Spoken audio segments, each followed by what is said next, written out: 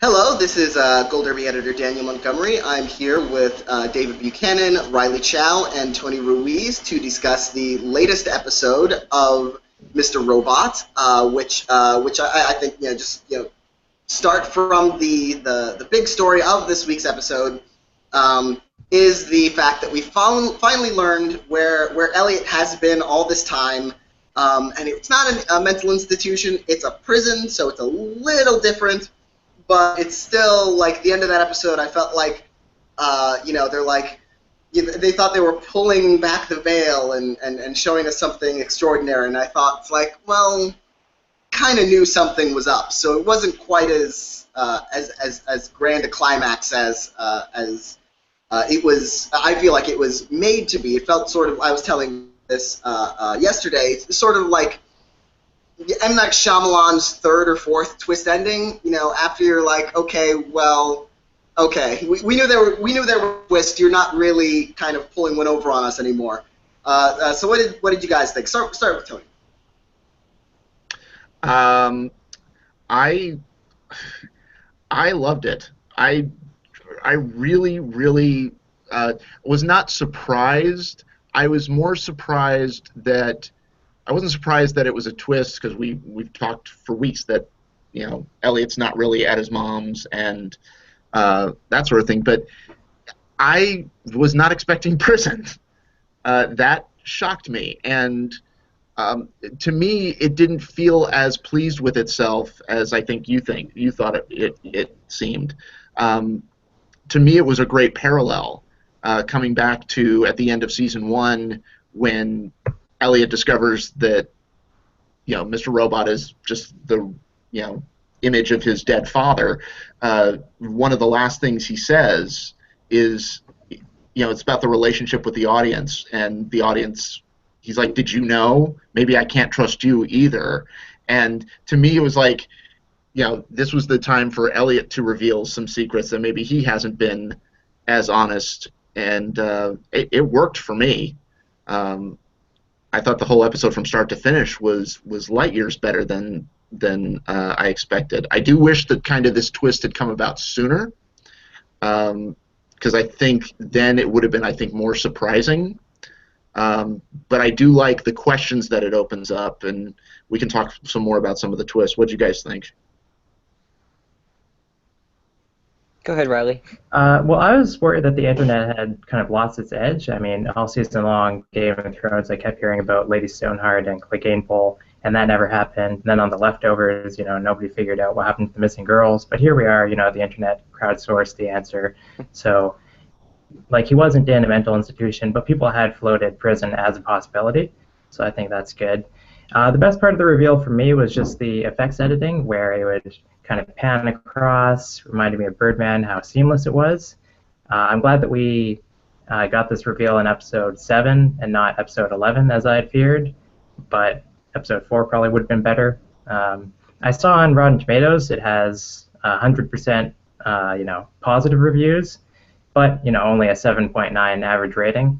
I think that's fair. I mean, it wasn't a bad episode, but I think that the weight of it would have been more if we hadn't predicted it so soon, as well as other things, which we'll get to. Yeah, I think it was clear that they were telegraphing where they were going the whole time.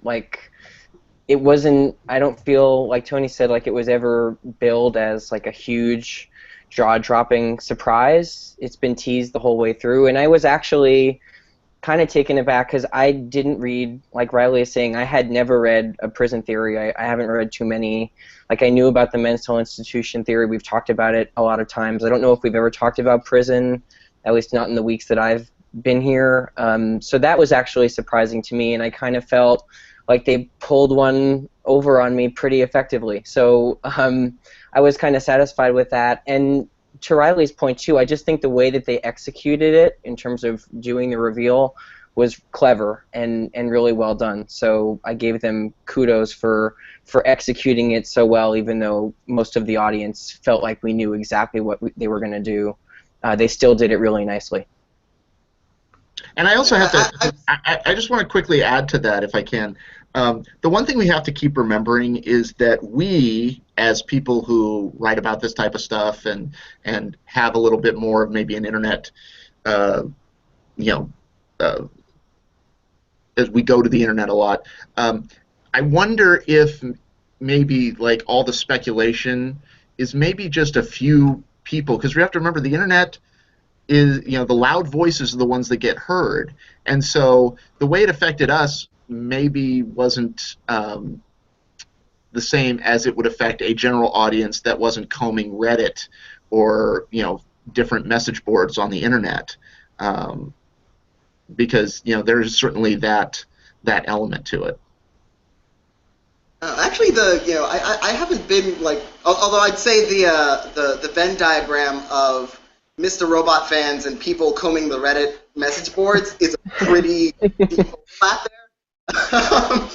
But I would say, I haven't been like hunting down the theories. I just literally stumbled upon, like, I was listening to a podcast, like a general pop culture podcast, not even specifically a Mr. Robot podcast, and they're like, yeah, he's probably an immense institution.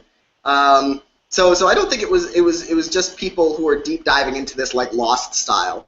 For people who are on the internet in general, if you have a Twitter account and you watch Mr. Robot, I think it was pretty easy to stumble upon the theory. Though I do kind of wonder how I would have received it if I had not got the theory secondhand. Like if I had come to it my own, or if I had or if I hadn't come up with it at all, because I'm usually not ahead of storytelling. Like not even out of any effort. I'm just sort of where the story is and wherever it takes me. So I rarely get ahead of a story like this. So I wonder if I'd gone in cold. I wonder if I had been able to shut out all the externals and sort of binge it the way I binged the first season, finding out that Elliot's that Mr. Robot was Elliot's father and that he was dead and that he was a hallucination. All of that stuff came as a surprise to me in season 1. I wasn't seeing it coming. I hadn't read those spoilers earlier on when I caught up with it, so it really hit me in a different way that this didn't. Seeing the prison setting, it was, to me it felt like, oh, he's not in this place, he's in another place that's, similarly institutional. Though it does raise interesting questions now. Of course, what is he in jail for? I mean, institution would have made sense if he checked himself in because, oh yeah, I'm breaking up into 2 personalities and one of them is my dead father. Sure, check yourself into a mental hospital. But prison is something interesting. I think one thing that I know for sure is that he's not in prison for murder, or his therapist said, I want you to keep seeing me when you get out, because I don't think she would do that if he was looking at like 15, 20, 25 years in prison. So it'll be interesting what he's in prison for. Do you guys have theories? Well, just the internet thinks that it's for stealing his therapist's boyfriend's dog last season, or maybe just for hacking her. So then they're saying that the knock at the door at the end of the season was the police. How long do you think that he'll be in prison for? Like, I kind of think that he won't get out until the end of the season. But I did notice, I finally watched a preview for the next episode, and they didn't show Elliot at all in this one. No. So I'm wondering, is that because he gets out immediately and they don't want to show too much? Well, remember, and I'm sure we'll kind of talk about the scene with Leon a little bit later. But Leon says to him after he kills all those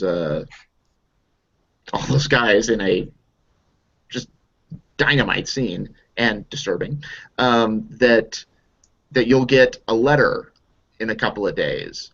And when he's in with his therapist, she's like looking at a piece of paper and she hands it back to them and it's like, aren't you excited about this? And so I wonder if that was his like notification for being paroled or being released. But I think the implication is that White Rose is orchestrating his release. Because after that whole thing, Leon says, when you see White Rose, tell him or her that I took care of you. And the fact that those two things came together tells me that, and just the fact that Leon was working for White Rose the entire time, is something that I think could suggest that maybe White Rose has more of a hand in this than we previously might have thought. Or White Rose is covering for Alf. Let's not downplay that. Oh yes, Alf. Yeah, I miss Alf. I'm never gonna. I will bring up Alf at least once every episode from here on out until we see him again, or until we see another 80s sitcom character who could be masterminding this. Balky from Perfect Strangers. Balky, yes.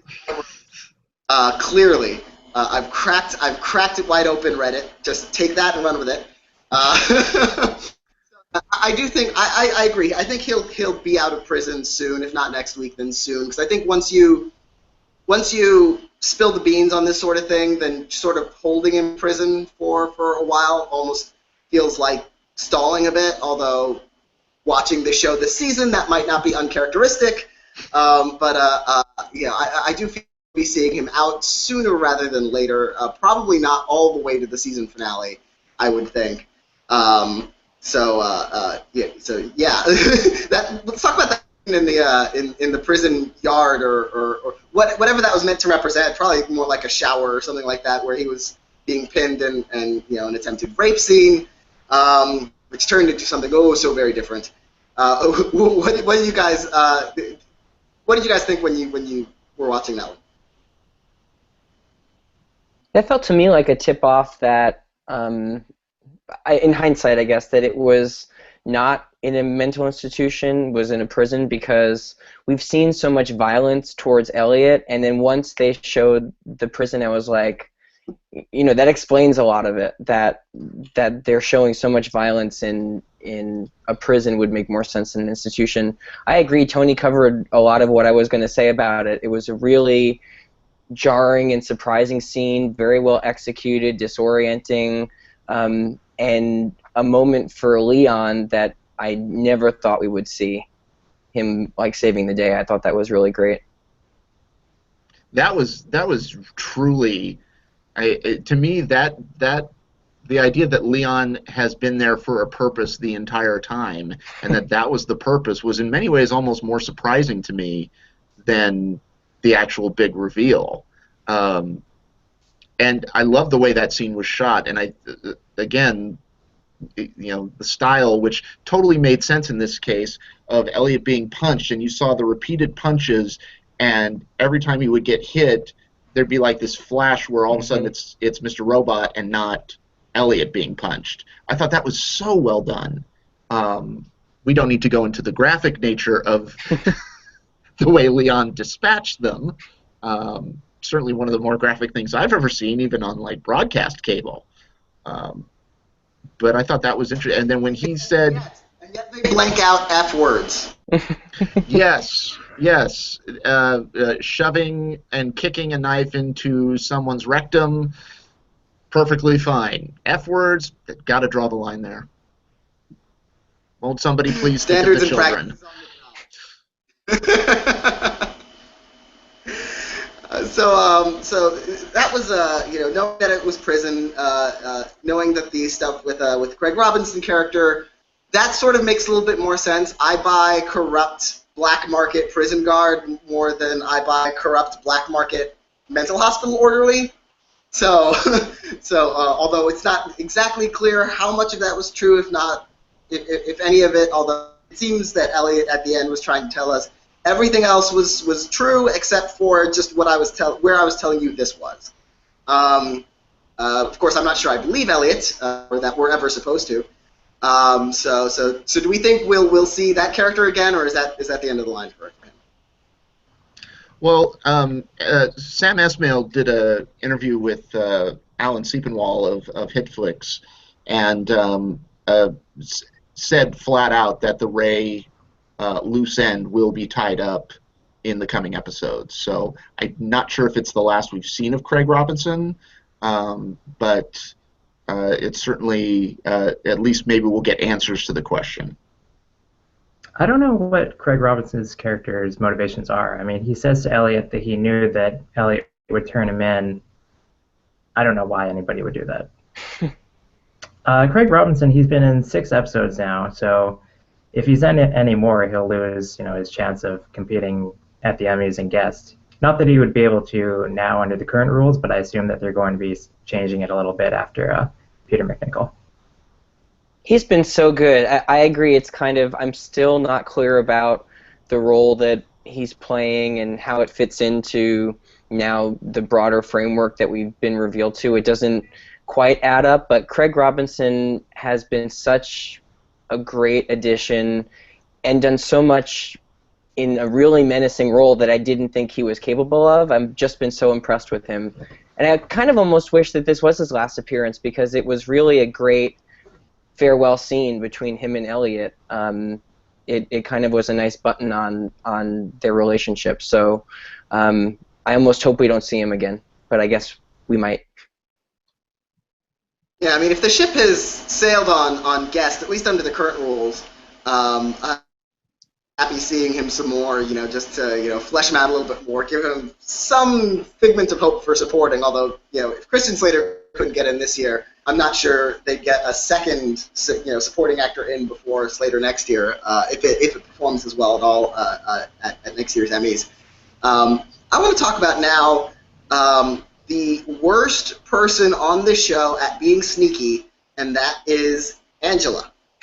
She's terrible at it. She's good at it with dumb FBI dudes like she was last week. She's like, if I make you believe that I'm interested in you, then you'll believe anything I have to say, which is, I don't know, it might be sadly, but anyone else, she's terrible. She was terrible at lying to the agent DePiro. She was terrible at sneaking her into this other branch of Evil Corp, and then she's the daughter of a victim of Evil Corp malfeasance. And she's saying, you know what, I can help us come up with risk assessment reports if you just give me access to all your files. And I'm just like thinking, slow down, one step at a time, be a little bit less obvious. Do you think she has any future at espionage? I don't know if she's even. I don't know if I read that scene in a couple of different ways, and on one hand, I was like, wow, you really showed your cards really early. And then part of me wonders if maybe that's what she was intending to do the whole time. If maybe I really don't know how to read it. I mean, it would be too obvious for her to be that dumb. To say, here I am, I've been in this manager's meeting for all of 35 seconds, and I'm going to show everything I want right now. Something tells me that there's something else going on here. I have a question about what happened to her with Dom, because Dom says, Angela's dirty, check her computer, and then I thought, the next scene would be them, questioning Angela again, but instead it just goes straight to her in the taxi at night. So I guess she got through the day and nothing substantial happened? Or? It's possible. I mean, the thing that Dom also said was you won't find, sweep her computer, but you won't find anything. So, I guess, there's a possibility that maybe she did have the questioning and it was just like, okay, can't prove anything. So I found her so entertaining. I read that. Oh, sorry, Daniel. Go ahead. Go ahead. No, I was just going to say, I found her so entertaining this week. I don't know if it was intentional or not, but there were 2 moments where she just totally shot people down with her kind of wide-eyed look, and I was just, it had me rolling on the floor. Like when she's asked to celebrate the birthday, and she's like, no. and then in the other scene where she's in the office with the new manager, and he's like, did you have a hard time coming in today with the protests? And she just looks at him and walks out the door. I don't know why, I just find her so entertaining, and her kind of aloofness and distance. I agree, there might be something else going on, but at face value alone, at least it's providing me with some comic relief. Yeah, if she's playing a longer game, which it always feels like her game is just word by word, episode by episode, someone tells her something and she decides to use it or not. if she's playing a longer game, I'm not sure how she's helped by exposing herself so quickly. Like maybe they'll lower their guard if they think, oh, she's really bad at lying, so we don't have to worry about her. She really couldn't ingratiate herself to us if she tried, and she's trying. So that might be a method of lowering people's guards. With Dom, my interpretation of that was that the looking through the cameras that happened. I don't know how much later, but maybe a little bit later, end of day or after hours. I didn't get the sense that she went directly from seeing Angela to looking for the surveillance. So I can imagine that Angela wasn't necessarily there at the time. Although even if they don't find anything on the computer, it probably would be worthwhile for them to bring her in because, as we noted, she's really bad liar. So they'd be like, "What's your name?" And they'd be like, "I did it. I did everything." Although, in terms of better liars, we also saw Joanna Wellick, Lady McWellick again, who I was so excited to see her because we didn't see her last week, so I was unusually happy to find out what was going on with her. And we didn't really find out much was going on with her. She had this more little, a little more drama with this boy toy whose affection she has for him may or may not be real. I'm still not sure I buy her as having genuine feelings for this new guy, even though she's presenting him with divorce papers between her and Tyrell. Do you guys think she's sincere, or is this another part of a long game? Because remember, she did just kill a guy.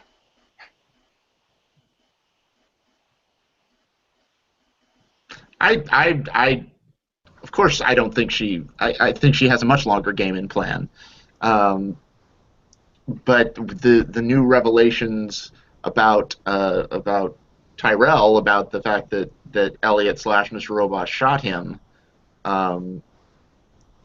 it says, where is she going with this? And there's all these little pieces, you get and Martin Wallstrom has the most screen time that he's had all season in that, and that was probably the shortest intro that this show has done, don't you think?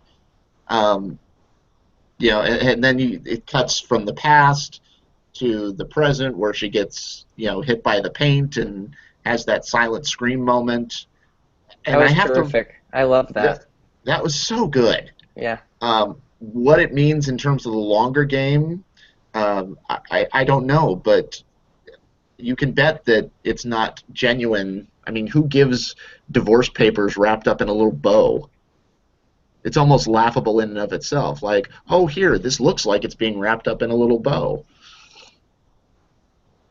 But speaking of Tyrell and what we learned, I don't know if we learned anything this week because I got the sense that Mr. Robot was either lying to Elliot or telling a half-truth, or he knows what's going on, but they didn't tell us enough of the conversation so that we actually know.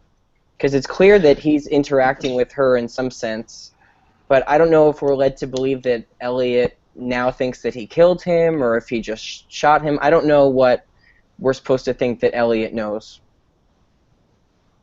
Yeah, I don't think we think that Tyrell's dead, so until we see a body, just lines like, oh, you shot him, it doesn't faze me. Yeah. Yeah, and it's interesting how there's 22 episodes between last season and this season, and on IMDb, Martin Wallstrom is listed in the credits for all 20. Is listed as credited for all 22 episodes. So, who knows? Maybe he's actually just been walking in the background. He's definitely been in 3, right? Like he's physically been on screen and recognizable in 3 episodes, I think, but for a very short amount of time. Like maybe that's why he was in this week. At least one more.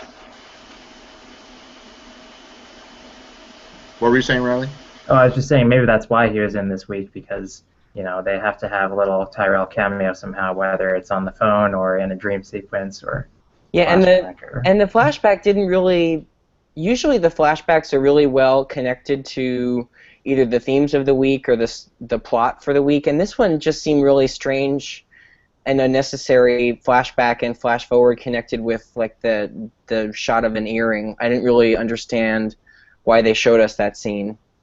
Well, I think Tyrell had greater prominence in this episode than any other episode in the season, just by like how he, found out something about what happened to him. So maybe it's just like, remember this guy, because people might have forgotten. It's been a long time since we saw his face like clearly. And if the title of the episode being Handshakes, I thought it was really interesting that in that opening sequence you see Wellick shaking hands with the Brian Stokes Mitchell character and the wife character that he ends up killing back in season 1. So maybe there is something thematically with the concept of the handshake.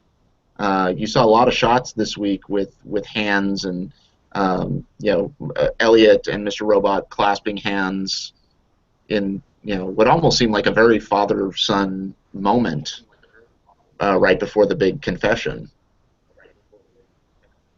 Although I'm not sure, I kind of agree. I don't know that we know any more about what happened to Wellick than we did before. I don't, Mr. Robot seemed sincere when he said, "Oh, I shot him," or "You shot him," the being that is Elliot Robot shot him. But he's been lying for so long. He's been obfuscating for so long that even though Elliot and Mr. Robot, his Mr. Robot persona, are in better terms, I don't know that I believe that confession necessarily, because we haven't seen any reason to believe it other than he said so. We didn't get a flashback showing that he was shot. We didn't get any proof that he was shot. We Elliot himself remembering the act of shooting him. So at this point, it's just something that Mr. Robot said to satisfy Elliot at this point. Notice that he said shot, not killed. Yeah. There's no way he killed him. I mean, No. They wouldn't have Tyrell as a background presence for the entire season just to say, oh, and by the way, he's dead. That would be a little bit much for even the show has gone in directions where it's been sort of misdirecting here and misdirecting there. I don't think they would tease us with Wellick all season just to show us his body in a ditch at some point coming up. He's definitely alive, and he's definitely doing something presumably important to the larger plot. I'm wondering now. Part of me wonders if if maybe the Mr. Robot character has Wellick tied up somewhere and hidden, and that maybe all of those gifts, those trinkets that Lady McWellick has been getting, really haven't been coming from Tyrell at all. Maybe they've been coming from Mr. Robot, although I don't know how he'd do that in prison. But then again, how does any of this stuff happen in prison? Well, at least all the stuff happening in prison has been happening in prison, so I can understand it happening. But yeah, Mr. Robot sending expensive gifts to Lady McWellick.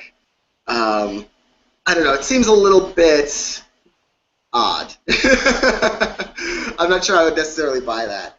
Odd is out of character for this show? Oh no, it's been completely straightforward and linear the whole time.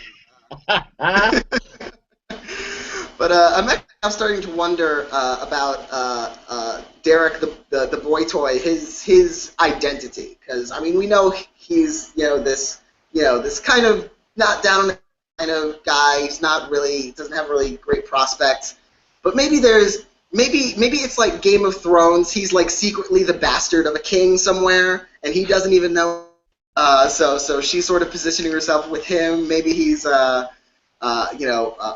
Philip's secret son or grandson, or he's the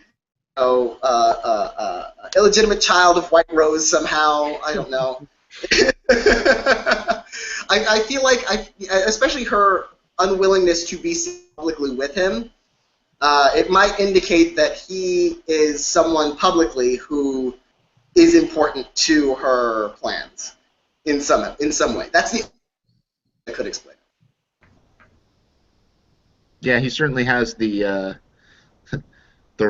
there certainly is a Ramsay Bolton connection to their exploits in the bedroom. But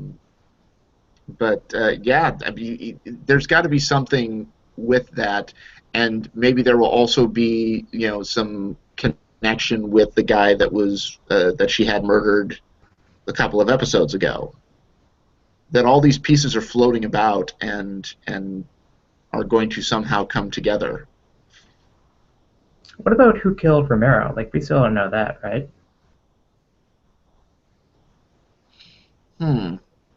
Like, I saw him on the Get Down, so good for him. I don't remember if they said or implied who killed him. I don't remember. I almost completely forgot about that plot thread. I was like thinking, oh yeah, that guy was killed. And we still don't necessarily for sure who killed or why Goddard was killed. If those are connected in any way. Yeah, that's a lot of dang threads. we've got what, 5 episodes left? 4 or 5? 4 weeks, 5 episodes. That should be just enough time to answer a question, hopefully.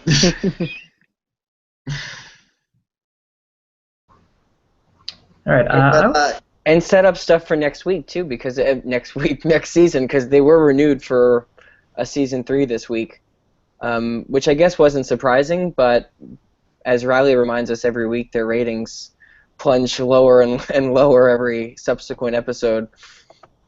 Yeah, at first with the ratings, I was just kind of like, okay, shows, they start big, then they go down. But actually, that's just on broadcast. On cable, what happens is, they don't have big promotion at the start. It's more word of mouth that generates buzz for the show, gets ratings up. I mean, I was looking at the ratings for The Affair, which is the show that won, the Globe for Best Drama the year before. And that's not a show that people were really talking about, but when it came back for its second season, it had higher ratings than it did before, and it grew throughout the season. And it's the same with, Homeland or Game of Thrones or all these other things. Whereas, except for this week, where there's a slight uptick, but it still didn't make the top 100 cable shows of the night, Mr. Robot is just kind of going down and down and down each episode. And I think that's largely because, people watch this show for one reason, which is, I guess they want to see Elliot and, the F Society gang kind of take down corporations, that kind of thing. Like, it's a cool premise with a central performance. And I find that what they're getting is Sam Esmail experimenting. Like, I think that it's too different from what people signed up for. I wasn't here last week, but I want to talk about that long take in the middle of the episode where Angela is hacking the FBI. I hated that because, like, long takes are so trendy these days, but the reason why you have a long take in the first place is because it's the best way to tell the story. That long take, I could tell it was a long take from the second it started because the camera was suddenly very shaky. And I was like, why is the camera so shaking? I was like, oh, Sam Esmail must have been watching True Detective, and he thought, I can do this. Because, like, last season he directed like 3 episodes. This season he's doing all 12, so he just has way too much time to kind of try whatever style he wants. Like, you guys always say that he's like a great director. I find that he can do like a scene, but he doesn't have a cohesive vision for the whole show. It's not visually fluid. Like in that long take, like I could actively see him laboring to keep it a long take, which had like a side effect of the camera feeling like a character and I was watching The Office. So. That would be interesting. I would love to see a Dunder Mifflin style documentary about Evil Corp. That would be great. Oh my goodness, that's an idea for his next episode. Instead of Alf, it will be the it will just be a documentary crew at Evil Corp, and there will be some bumbling middle manager. That sounds about this show's speed at this point. that we'd see something like that. I do agree that I think we were talking last week that I said, like, I really like the pieces of last week's episode. They're not at all the same show. From the 80s sitcom dream sequence to the sort of heist movie feel, the flashback in the end. It's three individual things that I really like the effect of. I actually didn't even notice the single take. I never do. Even when they're trying really, really hard at it. Like, I mean, if they're trying really hard at it, like Atonement, I remember that single take. I'm like, oh, this is such a single take that it didn't do anything for me. In this case, I didn't actually even notice this take, which I guess for me at least would be in its favor.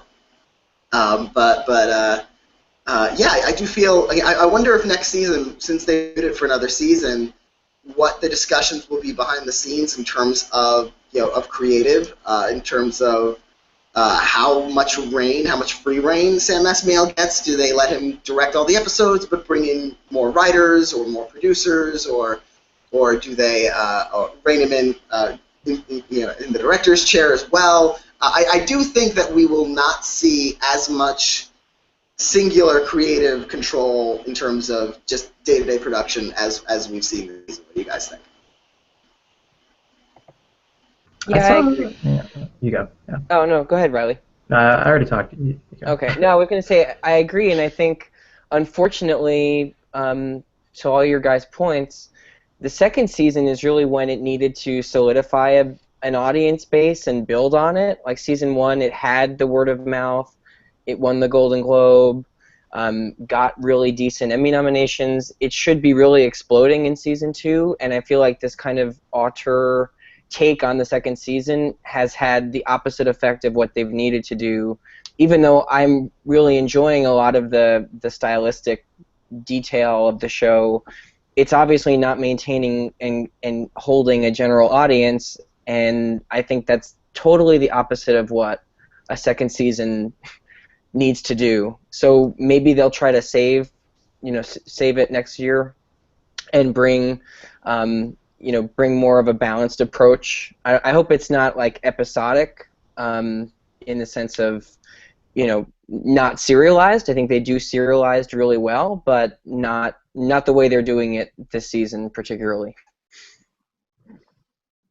I saw that Sam Esmail said on Twitter last week before the episode aired that was the best episode that they had done. Now, I'm not sure if he meant the best episode like that had aired up to that point, or if he meant of both seasons, because he's presumably seen both of them. And like he didn't say it before this week's episode, even though this one was a bit more monumental in terms of plot. I will say that last week during the sitcom sequence, like that was the most engaged I've been all season because it was so different. And I hated it. Engaged, not saying I enjoyed it, just what's going to happen. Got it. Yeah. Yes. I thought that I will agree. I did watch it very closely.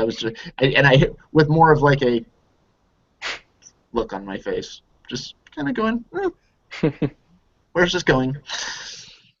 And see, I'm exactly the opposite. I was kind of the during last night's reveal, and I was just like, really? During last week's dream sequence, I was just so on board for it, because I'm just like, they are going all in on this 80s sitcom all the way through. I'm just like thinking, just keep this. I want to see how far you're taking this. And that was so creatively weird and interesting and fitting to at least the mindset of the character. Like something, some weird mental space he would go in is where I think Sam Esmail excels, because it's not constrained by the requirements of the larger plot, which he needs a little bit more forward momentum on. He can do those weird things inside of Elliot's mind, and a few weeks ago there was the dream sequence where all of his friends and colleagues were at the dinner table and watching the building collapse. Like that's the kind of thing that I really like when Esmail does, when he is able to be unleashed from at least the reality of the show and sort of give himself free reign of Elliot's mind space. I just think he needs the reality of the show to be a little bit more solid than it is right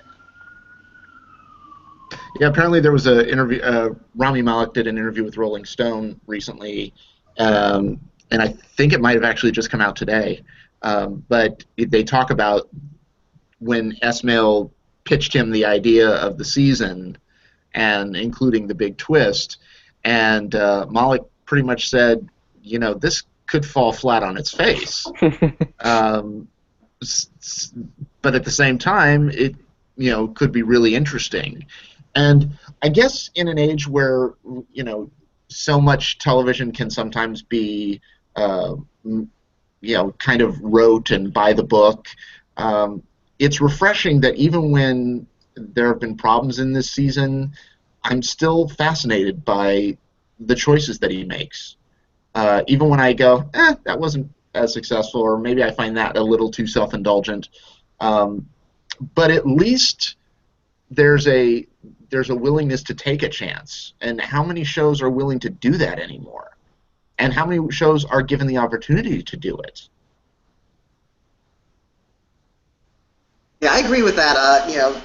Watching this show, it's so willing to not do the expected thing, which is maybe to a fault at times. There are a lot of shows that I've seen that I've sort of on midway through because it feels like they get so tied to their own formula that they hit the reset button every time the stakes get high. I've talked to Tony about this. I think House did that a lot of times where it was like, oh, House is going to have an emotional revelation and he's going to it's going to change everything, and then he's the same old procedural curmudgeon the next week. And after 5 seasons or so, I was like thinking, oh, you are just going to keep doing this season after season. So I wasn't into it. This show, what excited me so much about season 1 and the way season 1 ended, is that it hit the button. It put its finger on the nuke and it pressed it. It went through with the hack. It made the hack global. It made the hack have giant real-world implications, a kind of point of no return. You can't really go back to the beginning of how it was after that. And so what the second season hasn't done, I don't think, is really follow through on those implications yet.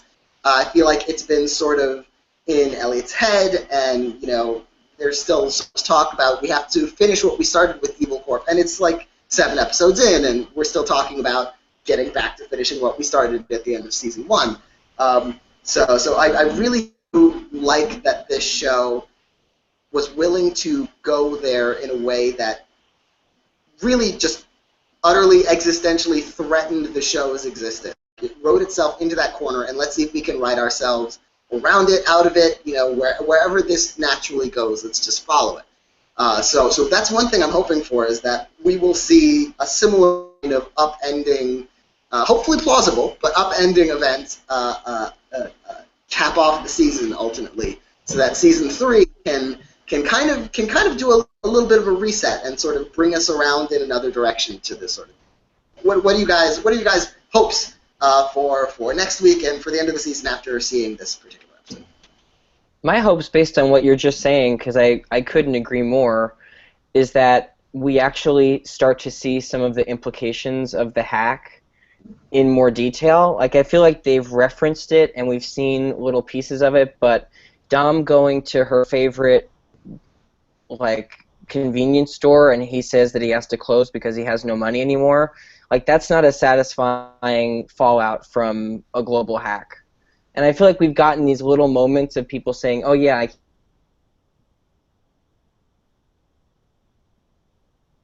Did we lose David? I think so.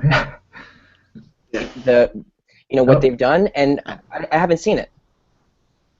We lost you for a couple of seconds. We were worried if there was another lightning storm. Oh. No, Alf didn't black me out this week. So, what about Riley, Tony? What do you hope for the for the future? Riley, you go. I hope that he gets out of jail right away, because in the last episode where it was revealed that he is in jail, I kind of just thought, okay, that's we kind of knew that already. But if it actually means that the plot is going to move, outside the jail and we're onto a new chapter in Elliot's story, then I think I'll be more excited about it. I think, Daniel, what you're saying about how last season they kind of had it all blow up. I feel like we're just missing one episode though that would kind of make the second episode moot because it's I almost feel like they didn't have enough intriguing threads that they wanted to play for the second season, so they just did that 3-day time jump and then made it into this big mystery.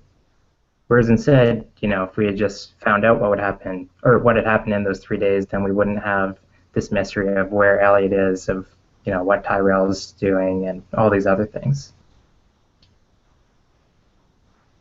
I think what I really want to see is I want to see what the White Rose connection to Elliot being in prison or getting out of prison, and because to see those two together opens up a world of possibilities, and to see whether White Rose is really a malevolent force, a benevolent force, a little bit of both.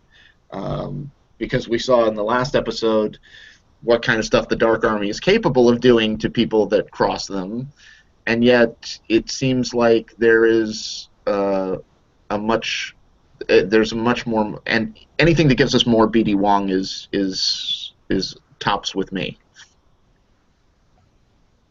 Yeah, well, with that, I think we will end that discussion of the episode Handshake. We will be back next week to discuss the next episode, whether we'll see Elliot out of jail, whether we will see Tyrell Wellick in the corner of someone's eye, and again, Alf. I'm just saying, it's all Alf. It comes down to Alf. So thank you very much for joining us, and see you back next week.